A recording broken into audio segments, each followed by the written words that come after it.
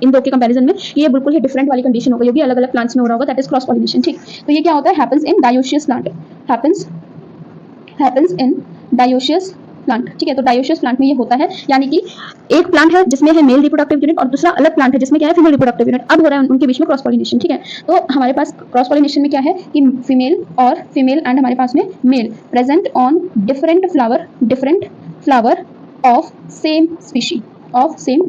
और हमेशा जब भी पॉलिनेशन होगा, पॉलिनेशन से क्या हो रहा है, हमारे पास पॉलिनेशन क्यों हो रहा है, ताकि फर्टिलाइजेशन हो। और फर्टिलाइजेशन हमेशा किसका होता है, जो हमारे सेम स्पीशीज होते हैं उनका। ऐसा नहीं है कि स्टिग्मा जो है बनाना उसको एक फ्लावर है और वो किसी और स्पीशी, सपोज हमारे पास अब स्टिग्मा है, ठीक है, हमारे पास गाइनोशियम है। अब ऐसा नहीं है कि गाइनोशियम किसी और स्पीशी का एंड्रोशियम को एक्सेप्ट करेगी, नहीं, गाइनोशियम सिर्फ अपनी ही जैसी स्पीशीज के पॉलन को ही एक्सेप्ट करेगी, राइट। तो ये क्या है हमारे पास में कि जीनोगैमी या फिर क्रॉस पॉलिनेशन क्या हो रहा है, डायोशियस प्लांट में हो रहा है। डायोशियस मतलब हमारे मेल और फीमेल दोनों अलग अलग प्लांट्स में प्रेजेंट होंगे। ठीक है, जैसे इसमें सेम में थे तो इसमें क्या होगा, अलग अलग प्लांट में प्रेजेंट होंगे। एक प्लांट में मेल रिप्रोडक्टिव यूनिट और दूसरे प्लांट में फीमेल। तो यहाँ पर है कि फीमेल और male present on different flower of different plant होगा यहाँ पे। ठीक है, डिफरेंट प्लांट, यहाँ पे क्या था, different flower and same plant, but यहाँ पे क्या है, डिफरेंट फ्लावर डिफरेंट प्लांट। ठीक है, ऑफ द सेम स्पीशी, उसको हम क्या बोल रहे हैं, क्रॉस पॉलिनेशन, या फिर हम इसे बोल रहे हैं जीनोगैमी। ठीक है, आई होप आपको यहाँ तक समझ में आया होगा। इसके बाद अब हम लोग दो चीजों पे बात करेंगे कि हमारे पास कौन से अडेप्शन करने चाहिए जिससे हम सेल्फ पॉलिनेशन को करवाएं। ठीक है, जिससे हम सेल्फ पॉलिनेशन को जो है बढ़ावा दें। ठीक है, तो और एक हम पढ़ेंगे कि क्या हम ऐसे अडेप्टेशंस को अडेप्ट करें जिससे हम क्रॉस पॉलिनेशन को बढ़ावा दें। ठीक है, मतलब ये दो चीजें एनसीईआरटी में भी डिस्कस करिए, तो उसको हम लोग भी डिस्कस करते हैं, राइट।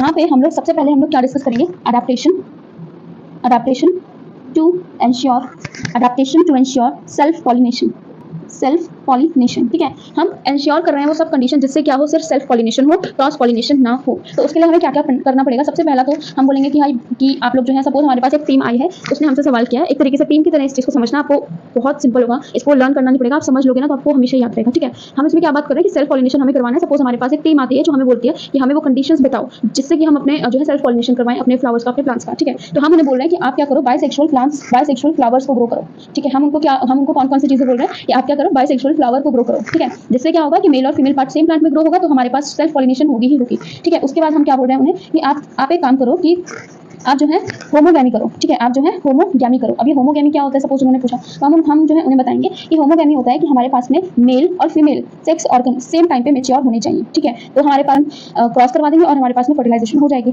ठीक है, ये हम बोल रहे हैं कि हमारे पास क्या हो, male and female sex organ should mature at the same time. ठीक है, एट द सेम टाइम।